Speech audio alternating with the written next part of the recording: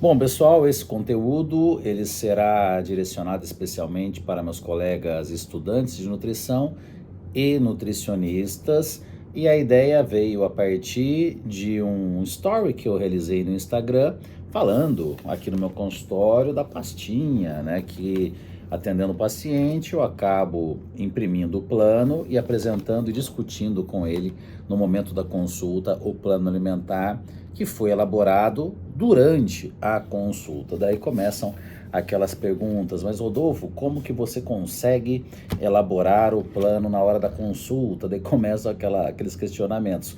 Qual aplicativo, qual software, qual não sei o que você utiliza? Bom, independentemente dos métodos que você utilize no consultório, seja métodos antropométricos ou também métodos no sentido de cálculo de cardápio, eu acho que isso é o menos importante quando realmente você tem esse objetivo na consulta de levar um trabalho de qualidade. Cada um vai ter seu software de preferência, temos vários métodos de avaliação antropométrica e cada um vai ter benefícios e malefícios, prós e contras, melhor dizendo. Vamos imaginar um paciente com obesidade, você não vai usar um glicômetro, ao passo que uma pessoa com baixo percentual de gordura, uma bioimpedância, não será algo tão interessante. Aí sim entra aqui o glicômetro, mas às vezes o físico da pessoa, falando de estética, é tão avançado que nem mesmo aqui o glicômetro consegue identificar mudanças significativas na composição. Então não é isso o segredo de muitas vezes fazer bioimpedância com todos os pacientes para otimizar o tempo de consulta e assim por diante. O mais importante é sempre realizar um atendimento de qualidade, buscando oferecer para o paciente aquilo que ele veio buscar, ou seja, resultado. Alguém com diabetes busca um controle glicêmico, alguém com obesidade busca emagrecimento, alguém que deseja ganhar massa muscular busca resultado antes de qualquer coisa. Então, uma regra fundamental, nós precisamos, como profissionais da área de saúde, levar para o paciente aquilo que ele precise, muitas vezes não o que ele quer. Com as redes sociais, e eu tenho muita propriedade para falar isso, porque eu comecei a atender antes das redes sociais, bem antes da realidade, né? Que as redes sociais, elas ganharam força realmente depois ali de 2010, talvez aí 2012, mais ou menos, e eu comecei minha prática clínica por volta de 2003 a 2004. Então, eu comecei sem a interferência das redes sociais no paciente. Então, hoje o paciente chega, a princípio, com um conhecimento baseado em informações digitais, em que ele se sente uma autoridade, ele já vem com ideias do que tomar de suplemento, do que fazer de estratégias. Hoje a gente está passando uma situação de que muitos profissionais divulgando em rede social que dá para se emagrecer comendo o que gosta, que dá para manter leite condensado na dieta e ter resultado, enfim, né? Então isso tem complicado muito a vida no mundo real, naquele sentido, daquela pessoa que precisa ter um controle alimentar mais rigoroso, e quando eu digo mais rigoroso, não digo que isso seja algo difícil, né? E simplesmente você ter que buscar melhores opções alimentares. E às vezes a pessoa é influenciada por rede social e acredita que vai, né, ter uma grande flexibilidade na alimentação e ter resultados incríveis, né? Enfim, mas não é esse o assunto aqui do nosso vídeo, só resgatando um pouquinho de aspectos comportamentais.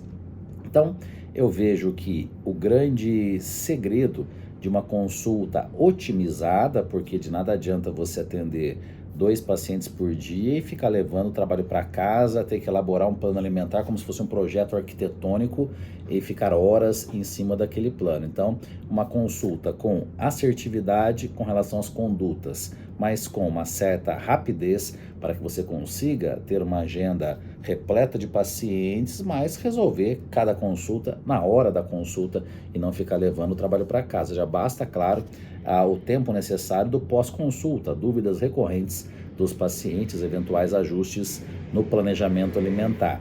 Uma grande diferença entre o nutricionista e outras especialidades, né, da área de saúde é que quando, vamos lá, um endócrino prescreve uma medicação para controle da saúde tireoidiana do paciente, simplesmente o paciente pega aquela receita e tá lá, usar todo dia pela manhã, jejum, tal, a pessoa vai seguir aquilo rigorosamente, que foi uma prescrição bem específica de um medicamento para determinado horário. Quando falamos de alimentação, não é apenas uma visão de prescrição, mas sim envolve comemorações, envolve confraternização, envolve tristeza, envolve qualquer outro aspecto emocional, né? Quando você quer rever um amigo antigo, você não chama ele, talvez a gente que gosta de treinar sim, mas você não chama essa pessoa para ir para academia, você chama para ir num restaurante, para ir num barzinho. Então a alimentação está relacionada, vinculada com aspectos sociais, né? Então não é apenas um aspecto de prescrição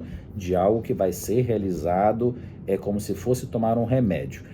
Em alguns casos, principalmente, vou citar um exemplo clássico, o fisiculturismo, né, o bodybuilding, ele tem essa característica, que o atleta vê cada refeição como se fosse a tomada de um remédio. Os atletas campeões, porque até no fisiculturismo também tem muito mimimi hoje em dia, mas o atleta campeão, ele observa lá, 100 gramas de arroz com 120 gramas de frango, e é aquilo que ele vai utilizar no horário exato, na quantidade certa, a forma de preparo específico, mas isso não se aplica para a maior parte das pessoas que têm ali outros afazeres ao longo do dia e necessitam, em muitas situações, de algo mais prático, algo mais fácil e algo que seja menos rigoroso do ponto de vista, às vezes até de repetir aquela mesma refeição algumas vezes ao dia, né? No caso, às vezes, talvez comer a mesma coisa no meio da manhã e no meio da tarde, para um atleta de fisiculturismo pode ser normal, mas para alguém que não tem esse foco tão grande, pode ser um grande desafio. Enfim, e sabendo disso, a consulta, ela exige muito mais tempo do que apenas uma visão técnica de você investigar um exame laboratorial e fazer uma prescrição medicamentosa. Nós avaliamos o exame laboratorial, avaliamos teste genético, fazemos uma relação com a anamnese, avaliando situações envolvendo sistema imune, qualidade de sono, saúde intestinal, interação droga-nutriente, todo o histórico pregresso dessa pessoa, o histórico familiar patológico. Então, são várias as situações que nós vamos concluindo com uma rotina alimentar apropriada para essa pessoa, mediante suas características e também de acordo com o seu objetivo, e ainda uma suplementação alimentar para as suas principais queixas e principais necessidades, e ainda nessas prescrições avaliar se existe uma interação com prescrições de outros profissionais, falando aqui de um trabalho em uma equipe transdisciplinar, né, uma pessoa que já passa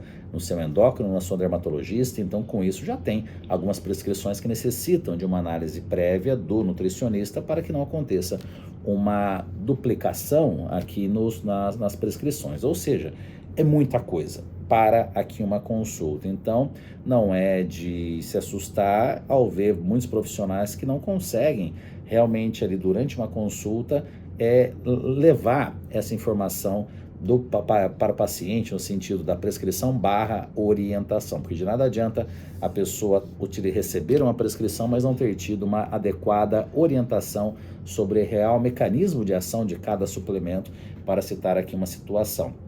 Então, o início da consulta eu considero muito importante essa anamnese ser realizada de uma forma muito ampla, sem perguntas fechadas, e sim muito mais com perguntas abertas, como se realmente fosse uma folha em branco e não um questionário, baseado histórico pregresso, histórico atual de saúde, interação droga-nutriente no sentido de quais medicamentos aquela pessoa utiliza, saúde intestinal, qualidade de sono, sistema imune, e com isso aí sim analisar os exames laboratoriais.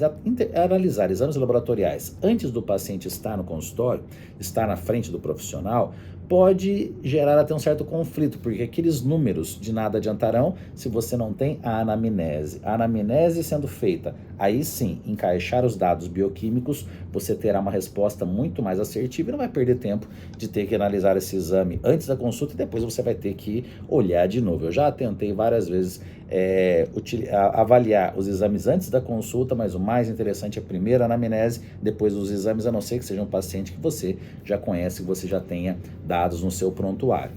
Feito isso, aí eu gosto de avaliar a questão antropométrica, seja partir ali no caso para um adipômetro, para uma bioimpedância, mais uma vez Isso vai depender de cada caso. Tem pacientes que o aspecto visual já é o mais importante, outros necessitam de mais dados, uma relação da bioimpedância com o adipômetro, mas isso não tem um protocolo, isso você identifica conhecendo o paciente. Até falando de consultas online, é muito comum o nutricionista solicitar fotos para o paciente antes de conhecer ele. Às vezes é uma pessoa com transtorno de imagem, alguém que não vai se sentir confortável em mandar foto de biquíni ou de sunga para um profissional que ainda nem o conhece. Então, muita cautela também com esse tipo de análise em uma consulta online.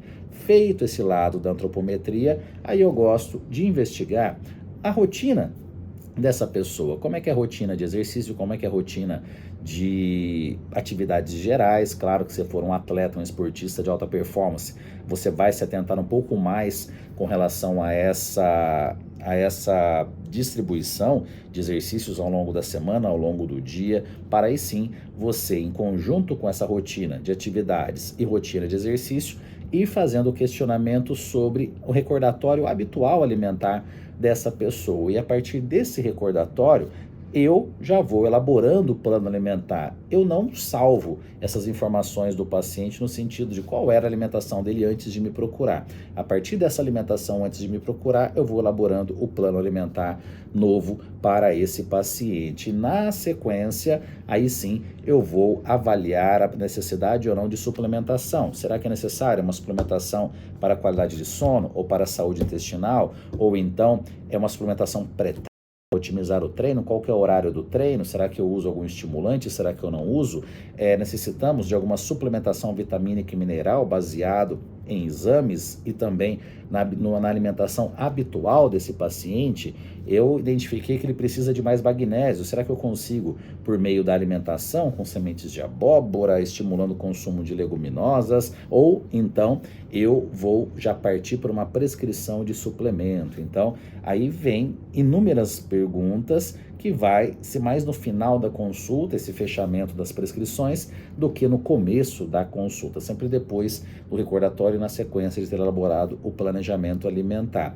Feito isso, no meu caso, eu gosto da impressão. Claro que tem muita gente que jogaria na tela, igual tem uma tela de apoio aqui no meu consultório, poderia jogar na tela e apresentar na tela, mas eu particularmente gosto muito da pastinha, do papel. Por mais que eu envie para o paciente também o plano alimentar e prescrições na forma digital, eu gosto muito da pastinha, porque aqui eu pego a caneta e vou rabiscando aqui em conjunto com o meu paciente, discutindo o que é possível, o que não é possível, se algum outro alimento que ele identificou que às vezes ele não gosta e passou batido aqui na elaboração, acabei não perguntando, acaba acontecendo, né, não é nada incomum de acontecer, e até mesmo ali olhando, poxa, mas e se eu misturar isso com isso e tal, outra opção? Aí eu elaboro um novo plano e na sequência envio para ele na forma digital. Então, não vou também no meio da explicação, nossa, que legal, você gosta de pasta de amendoim, pera aí que eu vou imprimir um novo. Não, eu rabisco aqui, coloco mais uma opção e aí no plano alimentar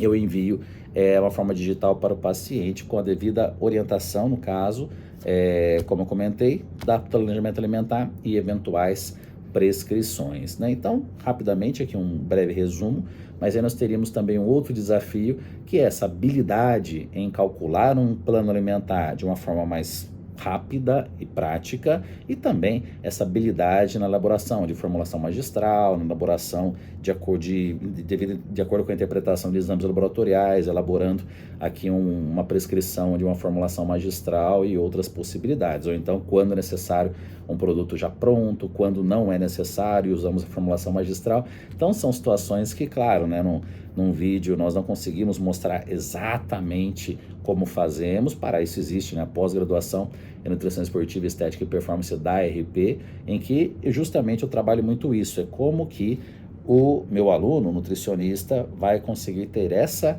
assertividade na consulta e de uma forma prática e rápida, para aí sim, no mundo real, ele ter uma agenda repleta de pacientes. Não é método de venda em consultório, não é mentoria de sucesso, de marketing digital, e sim você tem que ser bom naquilo que você faz e automaticamente a pessoa bem atendida vai trazer mais 2, mais 3, mais 5, mais 10 pacientes, e automaticamente a sua agenda vai estar cheia. Então você, nutricionista, dá uma olhadinha na RP Nutrição Esportiva, porque realmente lá nós trabalhamos dessa forma real a prática clínica.